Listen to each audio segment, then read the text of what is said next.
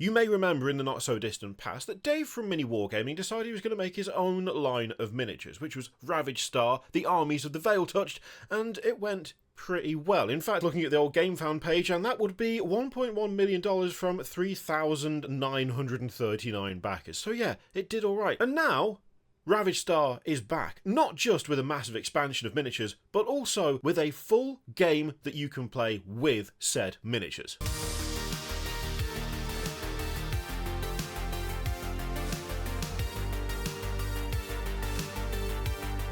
Now, before we get into it, I must say that this video is sponsored by Ravaged Star, the tabletop miniature war game. It actually feels kind of, you know what? Ooh, I just got a little, what is it? A little frisson, a little kind of, is that the right word? That's probably not the right, no, that's probably not the right word. I don't know what word I'm looking for, but it's kind of wild, and it's pretty cool that it's gone from a range of miniatures to now being massively expanded on and becoming its own full game. Like, that's pretty damn cool. Tagline for the first campaign was that Ravaged Star is a new line of highly detailed sci-fi miniatures for use in your favourite tabletop games. And this time round, and I'm looking here because I've got it written down so I don't get it wrong, Ravaged Star is a fast-paced strategic tabletop war game featuring gorgeous miniatures and exciting and engrossing gameplay. That's a pretty neat evolution. I think if I was going to go that sort of route of trying to make my own miniatures line, not that I think I have the organisational capacity for that in any way, shape or form, but if I did making a full game out of it,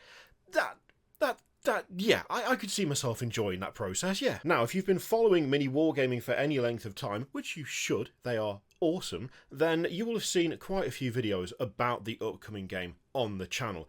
Been hard at work, there's been playtesting, there's been getting feedback from viewers, there's been a lot of stuff going on, a lot of things put into this to make it as successful and as good as it can possibly be. Now, we are going to take a look at some of the stuff they've laid out for the rules, but before we do, you will be probably wondering, well, if it's all about the game this time round, what about the miniatures? Because let's face it, I'm more of a miniature sort of person at this point. I do love me a game, I don't get as much time to play anything as I'd like to get, but if there's one thing that I have a significant love for, it's miniatures as a whole and stompy robots, if we're going to really narrow down right into the heart of what gets me going.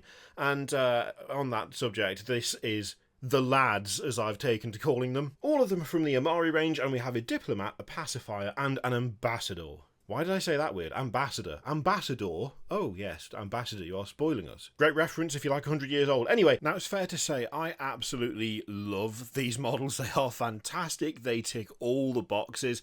You can understand why. You can understand why few things have a hammer as large as the ambassador, and I love it for how absolutely gigantic and ridiculous the weapon is. It's so good. I have fallen fully in love with the pacifier though. Like, I love the ambassador. The ambassador's fantastic. It's such a cool model. It's so big, so imposing, so hulking. But the pacifier has just got, there's something about it that is just 100% badass. Now, there's a couple of options. You can have the cockpit open so that you can see the Imari guy actually piloting it. But having that kind of dome-shaped shield, like the cockpit enclosed, I don't know what it is about that look, but it is perfect. Like, actually perfect for me. I think it's only fair that we talk about some of the other Imari stuff though, because this is a faction that I'm absolutely loving. I mean, full on Slayer style space dwarves with giganto hammers running around beating alien like freaks to death. It's so good. There's a lot of really kind of cool imagery going on with these guys, especially things like the greaves or like the boots they've got on, having those claws at the end of the feet. I really like that. That's a really cool little detail that just stands out across all of them. There's this really fun mix of like almost feral looking berserker and really quite advanced tech at the same time. You've got like a full-on dwarven king warrior style model kind of leading this group. Most of the rest of it are lunatics. Lunatics with 1 to 2 weapons that are about the same size as them. But then at the same time, there is something quite futuristic, quite techy about the four-armed mech, which hilariously is using 2 of the forearms to wield one massive sword that is the same size as itself. Couple that with the 2 drones and it's just such a cool aesthetic. I love it. With this box, the Unyielding War Pack, you've got these Forge Strike Shield Maidens, which, excellent name by the way, excellent name, love the name. Got drone pilots, we've got Wasp and Hornet drones, and then just in the middle again, this absolutely colossal mech. And it looks so good. It looks so good. It has a really, really nice mix of what feels like fantasy and sci-fi. I can't get enough of this faction, I really can't. Now when it comes to the Gorog, something I'm really keen on with these miniatures is they're not just like, it's not just a case of, okay, here's more Zergy stuff, right? More kind of Tyranid Zerg style. There is something like demonic about them, which I really like. There are models in this range where at a glance you would not think like alien species. You would think demon species, but at the same time, there are other ones that blur the line the other way. Like, I don't know, there's overall stylistically, it feels like this really cool mix of your kind of traditional, I suppose in a way, Xenos approach to Gribblies, kind of alien style, that sort of thing. But there's something more kind of, I think, like classically attributed to actual demons and devils going on there that makes them stand out a lot. I mean, this is the Winged Hordes pack, and I really like the fact that you have this mix of kind of 2 and 4 winged monstrosities led by something that could be some sort of, summoned hell creature, or equally could just be an alien species. I like this a lot. Also, the little guys, I'm sorry, but they're just really cute. They are very, very cute. I know they're probably not meant to be cute, but they are kind of cute. By contrast, the Massive Monstrosities pack is just full of massive monstrosities, as you might well expect. This, for me, it feels more kind of traditional alien species, but then again, actually for some reason, and I don't know why this is, and feel free to tell me if I'm being totally weird and wrong, there is something about the pincers, the overall head shape, there's something that feels a bit Doom-esque about some of these, and I don't know whether that's just me reading things that aren't there, or whether it's a thing that you've noticed too. I absolutely love the Razor Worm, the big, massive... Oh, it's so good. I mean, it's just horrifying. It's great. You could totally use that as like a purple worm in D&D or something too, by the way. Just throwing that out there. Just if you end up with the box and you're thinking to yourself, well, I want to use this for more than just this. Well, there's a use right there for you. Now, of course, this is not just miniatures. It's a full game. It's a whole thing. So let's have a little chat about a couple of the rules that have kind of excited me reading through. Firstly, the inclusion of universal special rules makes me super happy. As I've said, standardised abilities that can be found across all 3 factions makes it super easy to pick up, super simple to work out what's going on. I like that inclusion. But the thing that's really stood out to me is activating in a fog of war. This just sounds incredibly fun to me, right? So, activating your units in Ravaged means never knowing which unit will attack next. Both players add a token for each of their units to a bag and then draw one randomly to see which unit activates next. Each token has a symbol representing one of the 4 types of units: Commander, Core, Elite, and Support. Have 2 core units that haven't activated. You can choose which one to activate if one of your core tokens is drawn. That seems like a ton of fun. I really, really like that.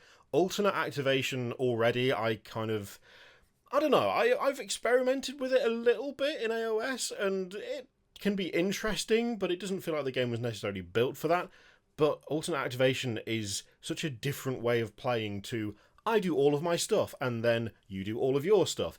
I don't know, that really, that's hitting the spot. That's hitting the spot for me. And tied into that is being able to boost units. So you'll have boost tokens that you can use to activate any of the units that haven't activated, but it will also take advantage of one of their powerful boost abilities. So maybe upgrading weapons, or make the stats stronger, or giving them a completely new ability. It just sounds fun. Now, pricing-wise, as with the last Ravaged GameFound campaign, it depends entirely what you go for, but there are cheaper options all the way up to getting all the things. When it comes to the actual game itself, this time round, there are the Ancient Evils and Siege of Ankar battle packs. Those are both $169 as opposed to $240 retail, so your usual thing of getting that discount for supporting the project early. Ancient Evils is the gorog versus the Veil Touched. Siege of Ankar is the Imari versus the gorog. And there's another option which is $199 as opposed to $300 retail, which is the Imari versus the Veil Touched. So you kind of got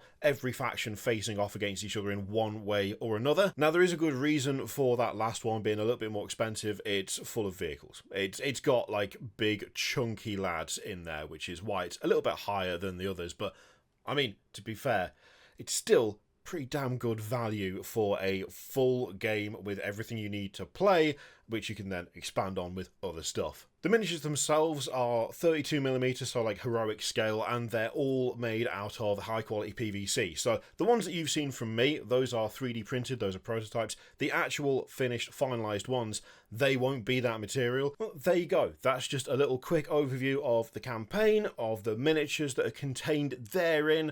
I mean, obviously, this is a sponsored video. Ravaged Star have sponsored this video, so you need to take what I say with a grain of salt. But I hope that you can tell that I'm genuinely stoked that this is a thing that is happening, and that the first one went so well that it's become its own game. Not just its own range of miniatures, not just available for proxies, but its actual own thing.